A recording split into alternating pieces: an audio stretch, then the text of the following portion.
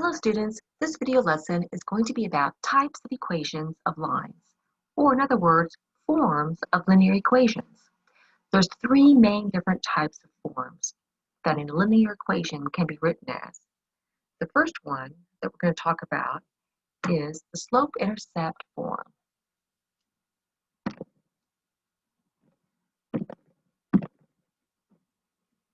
Which is the form y equals mx plus b. So whenever you see an equation that's written in that format, it's in the slope-intercept form. The second type of form is called the point-slope form. Y minus y1 equals m parentheses x minus x1 parentheses. And the last type of form for linear equations is called the standard form. We're also going to talk about a couple of special forms, the horizontal line and the vertical line. Our first format that we're going to talk about is called slope-intercept form, the y equals mx plus b. This particular format is ideal when you're trying to graph or when you're graphing an equation, because when it's in this format, you automatically can pick out the slope by looking at what number is in front of the x. And you can easily determine what the y-intercept is by seeing whatever is being added or subtracted. But you have to note that the y must be or must have a coefficient of positive 1. There can't be anything in front of the y other than a 1. So if I had y equals 3/5 x minus 4, I could easily graph that particular equation because I know that my y-intercept, where it crosses or touches the y-axis, is -4.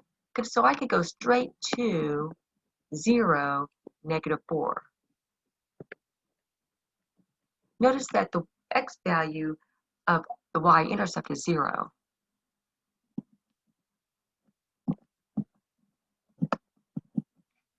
Now that I have my point, or one point on the that's on the line, I can start from that point and count out the slope. I'm going to go up 3 and over 5. And I could do that again if I wanted to. 1, 2, 3, 1, 2, 3, 4, 5. And then I can make my line. So the slope-intercept format is ideal when you're wanting to graph a point or graph a line.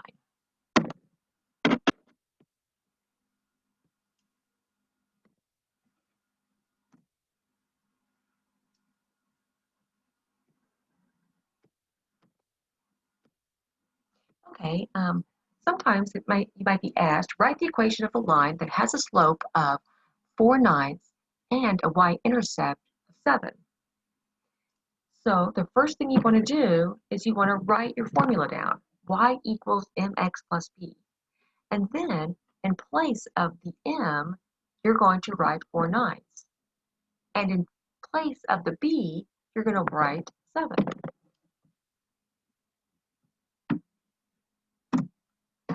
You've got your equation of the line. And that's why it's called the slope-intercept method, because as long as you know the slope and as long as you know the y value of the y-intercept, you can create the equation of the line.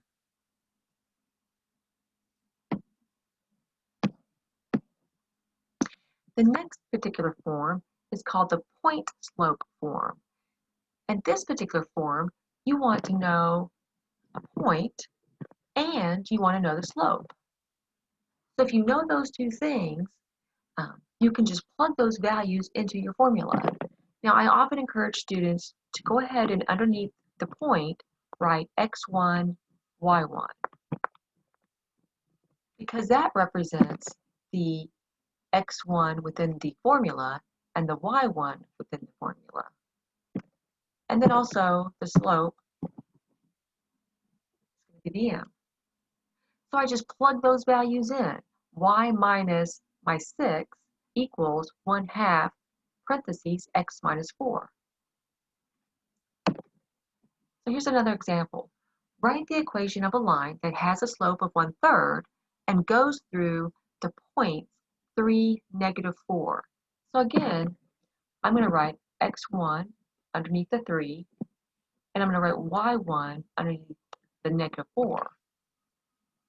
And I can write m underneath my slope if I want to. Now I just have to plug those values in. I'm going to plug the 1/3 in for the m. I'm going to plug 3 in for my x1, and I'm going to plug in negative 4 for my y1.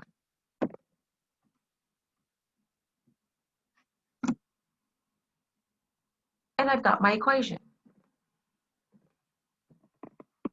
Now notice that I have y minus a negative 6. Whenever I have a negative and a negative right next to each other with a parenthesis between it, that turns into a positive. So if you want to, you can go ahead and rewrite it in a little bit more sophisticated format by connecting that negative and negative to be a positive. The computer program should accept both answers. So here's another example of standard, okay, no, that was point slope form. Now we're moving on to something else. Now we're moving on to standard form. Standard form is when the x term is first, then the y term, and then the constant on the far right-hand side of the equation. Notice that the coefficients, the a, b, and c, are all in integer form. None of them are written as fractions. So if I have an equation that says 1/2 x plus 3y equals 6, it is not in standard form because that coefficient in front of the x is not an integer. It's a fraction.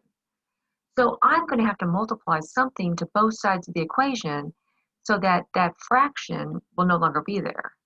I simply look for the least common denominator. Of my coefficients and my constants, I have a 1/2, I have a 3, which I could put over 1, and I have a 6, which I could put over 1. I look at the denominators. My least common denominator is going to be 2. So I'm going to multiply every single term by 2 so that my fractions will be eliminated. When I multiply 2 times 1/2, that gives me 1. So I no longer have a coefficient that's a fraction. I just have 1.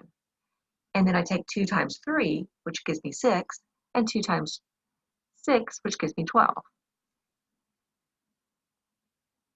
You have to make sure if you multiply one side of the equation by a number, you have to multiply the other side by that number as well.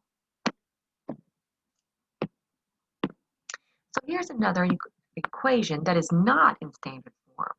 And if I want to put it in standard form, I have to move that negative 3x to be on the other side of the equation. And the only way I can move a term to the other side of the equation is by adding the opposite.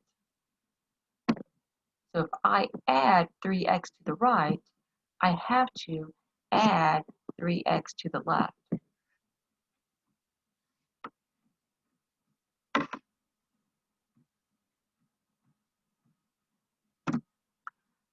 And now I have 3x plus 2y equals 5.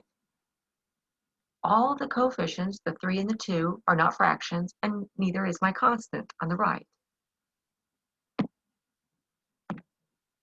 Again, I have an equation, and I want it to be in standard form, and presently it's not.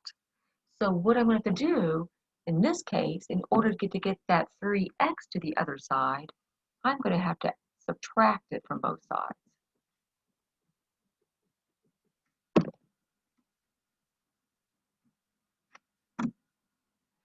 And then that gives me negative 3x minus 4y equals 10. It's in standard form according to our book. Ideally, it's best to have that leading coefficient not to be negative. So ideally, it's even better to get rid of that negative 3 by multiplying both sides by negative 1. In our textbook, it will accept both as standard form. But by eliminating that negative, it's just a little bit better situation. You'll see that in higher mathematics. When they say standard form, they prefer where the leading coefficient is not negative. Okay, now we're to our special forms. We have vertical lines and horizontal lines.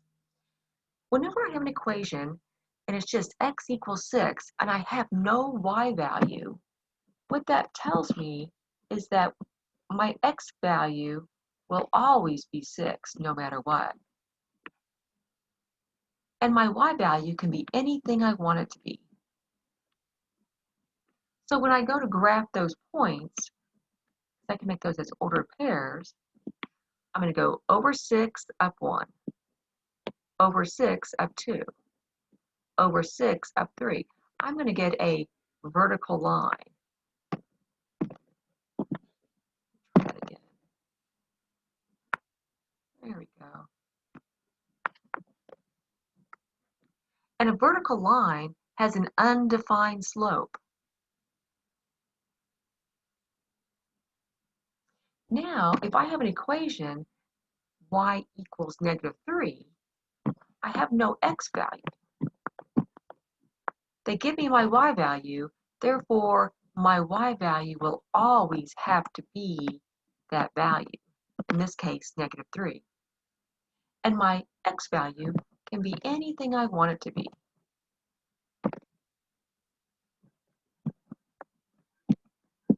So again, when I go to graph this, I can make that as an ordered pair, 1, -3, 2, -3, 3, -3. So I start at the origin, I go over 1, down 3, over 2, down 3, over 3, down 3, and I connect those, creating a horizontal line. A horizontal line has a 0 slope. Now sometimes the x isn't by, there's only one letter, but it's not by itself. So in order to graph x plus 8 equals 2, I'm going to have to get the x all by itself, because I have to determine what the value of x equals. So in this case, I'm going to have to subtract 8 from both sides. And I'm going to end up with x equals -6. So that tells me my x value will always be -6, and my y value can be anything I want it to be.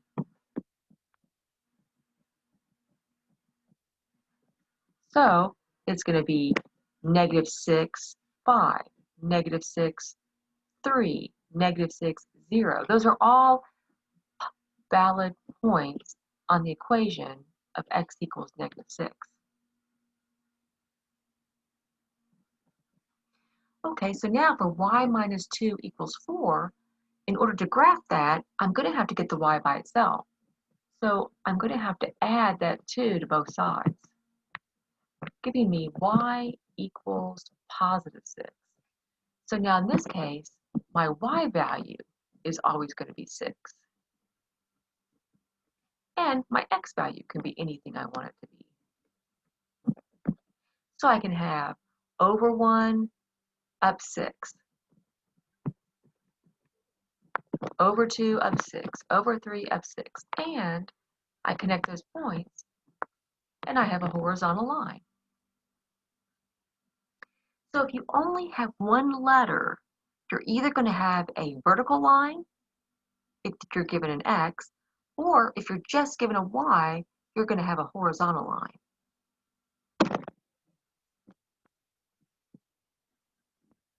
So here's some problems that you might encounter in your homework. You might have something like, write the equation of the line in the slope-intercept form if the slope is 5 and the y-intercept is -8. Go ahead and stop the video and give this a try. And on the right, it says, given the equation y equals 5x minus 7, state the slope and y-intercept as an ordered pair. Again, stop the video and try these two out.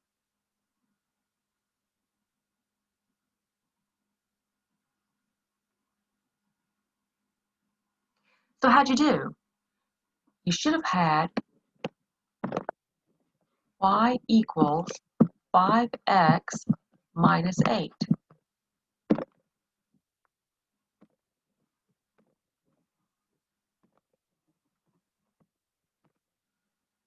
because I'm given my slope, which was 5, and I'm given my y-intercept, which was -8.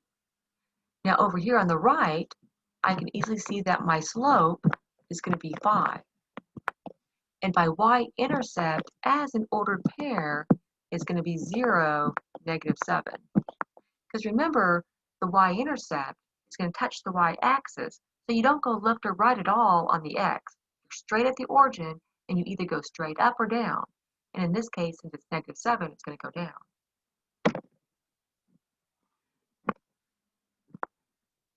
Okay, here's a couple more problems for you to try. Write the equation of the line in the slope-intercept form if the slope is 3/4 and the y-intercept is 7. And your second problem is, write the equation of the line in slope-intercept form that has the slope of 8 and goes through the point 0, -5. Stop the video and complete these two problems.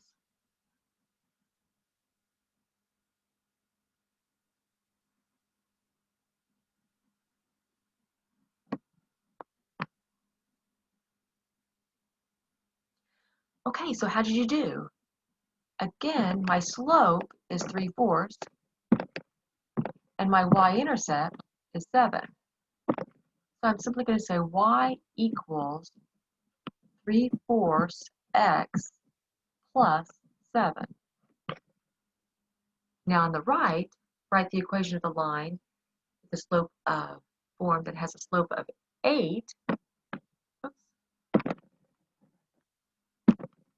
of 8, and that's 0, -5. Because my x value is 0, that tells me -5 has to be the y-intercept. So then I can simply say y equals 8x minus 5. I've replaced the m with 8, and I've replaced the b with -5.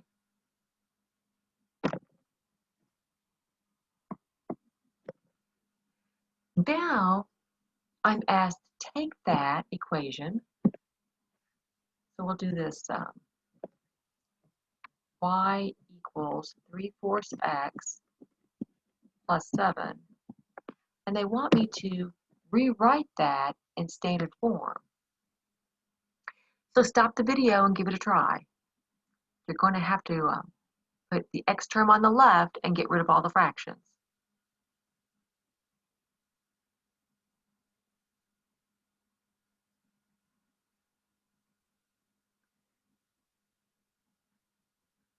So how'd you do?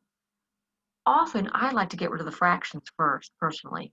So since the only denominator I have is a 4, my least common denominator is going to be 4.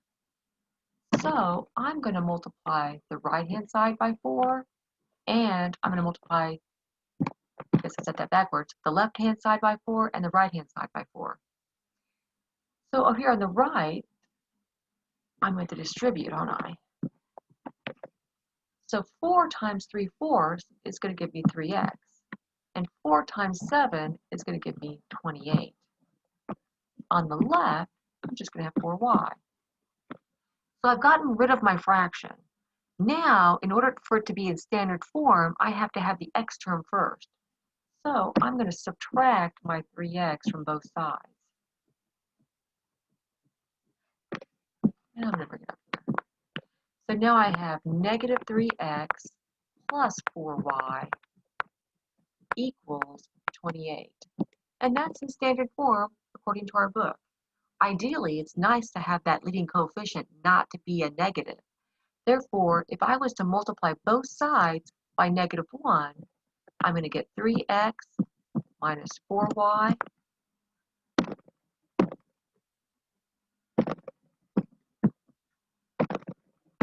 sometimes my computer doesn't like to pick up my pen here. So positive 3x minus 4y equals a -28. I simply multiplied every single term by -1, which made the leading coefficient positive. In this textbook, either one of those are acceptable.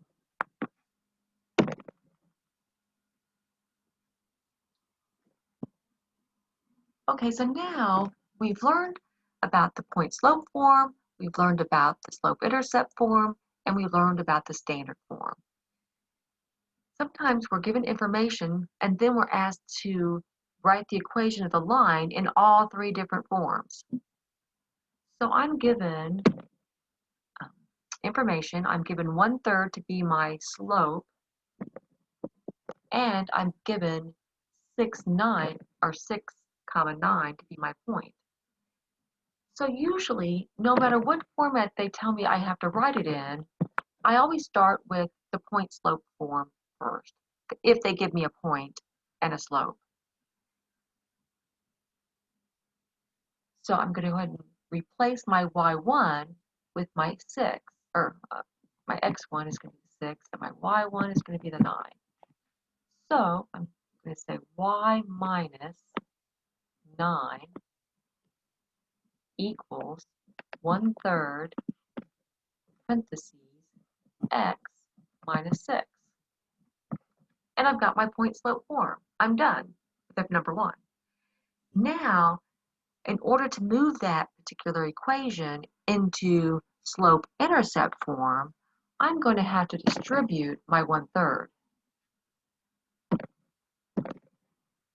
So I'm going to rewrite this as y minus 9 equals 1/3 x minus, now 1/3 times -6 is going to give me a -2, because 6 divided by 3 is 2.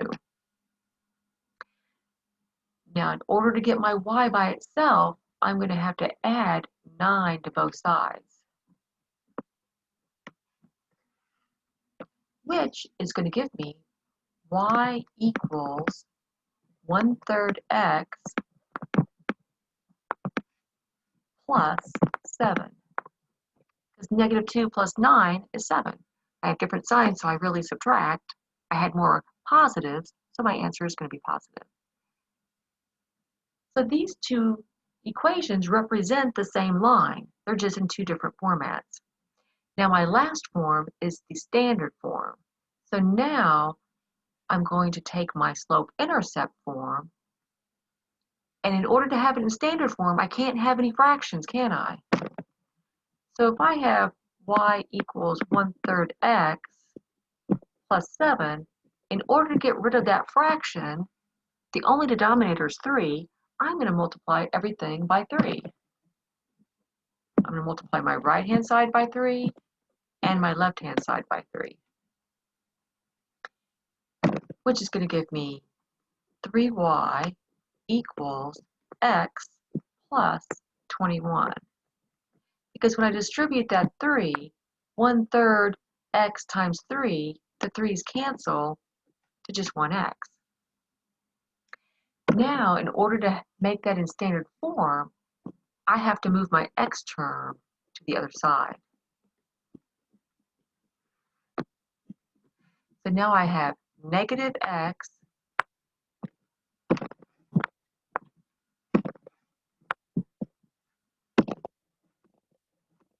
work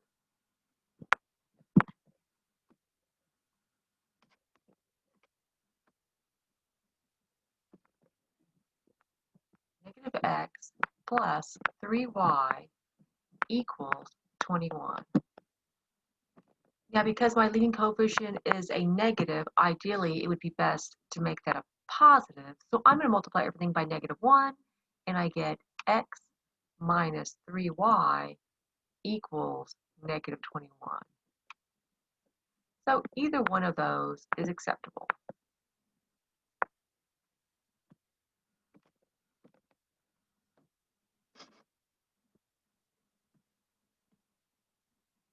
Now in this situation, they didn't give me my slope. They just gave me 2 points. So in order to utilize my point-slope form, I have to find my slope first. So in this situation, in order to find standard form or slope-intercept form, I've got to find my slope first. And I can, if I wanted to, I can put x1, y1, x2, y2 to help me know what values x2 and y2 and so forth. So I'm going to have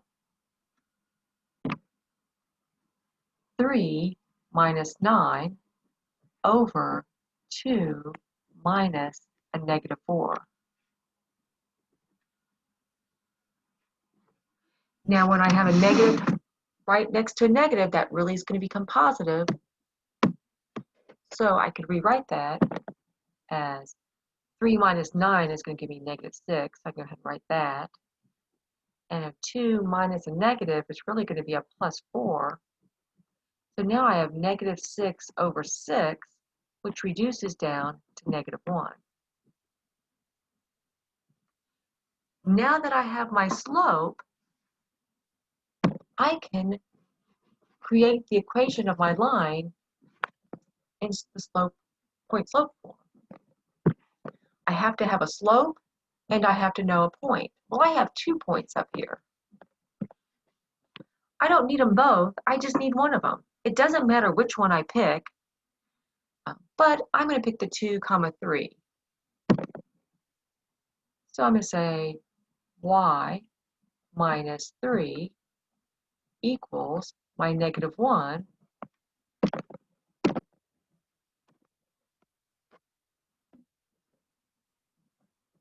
parentheses x minus 2. And I've got it in the point-slope form. Now that negative 1, just like, when I have a 1 in front of an x, it's not necessary. If I wanted to, I could go ahead and rewrite that as just a negative. That's acceptable. And if I want to go ahead and distribute, I believe the computer should take that as well.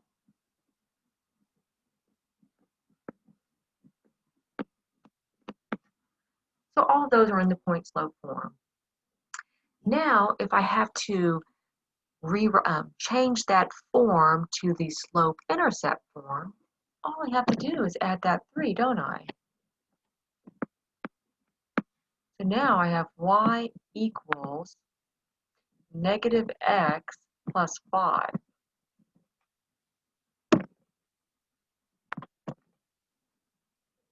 And I've got it into the slope-intercept form. And then my last, in order to make that into a standard form, I'm just going to have to add my x to both sides. So then I'm going to have x plus y equals 5. If I'm not sure about my work, I've got these different forms. I can always plug in the point. If I come over here to the far right, 2 plus 3 really does equal 5. Over here, if I put a 3 here, 3 for the y equals a negative 2 plus 5, it really does equal 5. I can always just plug in these points up here to confirm that my equation is correct. So here's one for you to do. Stop the video and give this a try. You're going to have to find your slope first, and then you're going to have to plug it in for the other formulas.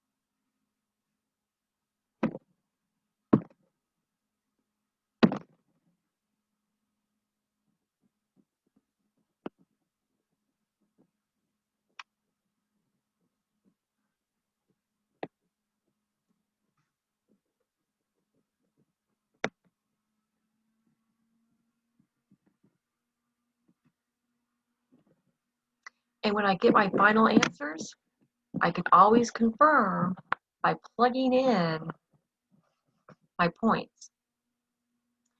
So my point was 520. So I could say 20 minus 20, which is going to be a 0, equals 2 times 5 minus 5, which is going to be 0. So I know my point-slope form works. For my slope-intercept form, I can plug in my x value, which is 5. 5 times 2 is 10. 10 plus 10 is 20, which works. Now, on my standard form, I can plug in 5 for my x and 20 for my y. Negative 2 times 5 is negative 10, and negative 10 plus 20 equals positive 10. So I know that all three are correct.